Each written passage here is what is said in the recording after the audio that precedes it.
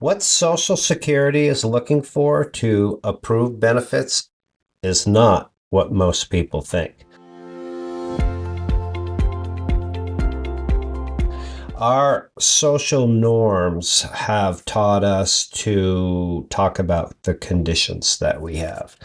That's one challenge. The second one is for those that are unfortunately not able to work because of a sickness or an injury, there isn't any clear direction provided from Social Security in my 2 decades of doing this that give you the idea of what they're really looking for. So I'm in hopes that this video will help you out. What they're looking for is not your diagnosis. Yes, you do need to have one, but they're looking for that diagnosis that is being treated, and despite the treatment of it, there's limitations that you are not able to do things, which could be physical, like sitting, standing, bending, stooping, lifting, or it could be cognitive, mental, that you're not able to be around other people, or you're not able to remember repetitive tasks. So it's those limitations. And then in addition to that, what is the treatment of those? Is the treatment in line with what would allow that limitation to get better if it was properly treated? So if you just have the diagnosis and the limitation is not treated, then they can easily say, you know what, better treatment, different doctor, you'll be fine.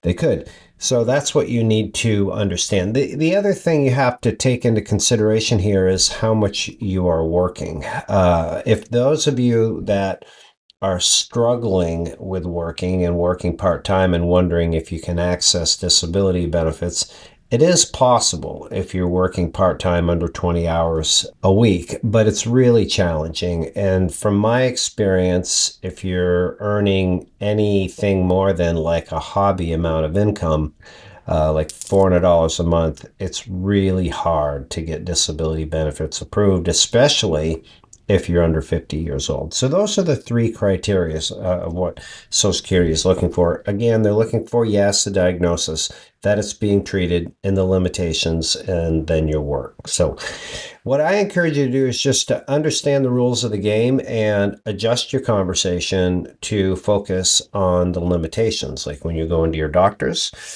so that you can have your doctor understand what the limitations are despite the work that they're doing. So ideally, you can get better treatment, and that those limitations are in your medical records so that if you're not able to work, then Social Security can come in and see that, yes, you're treated and you have limitations. And also, if you want to continue working, oftentimes these limitations properly communicated, not only in your medical records, but at your workplace, can allow you to access some workplace accommodations that could keep you in the game longer. So there's some strategies for you. Remember how to communicate and what they're looking for.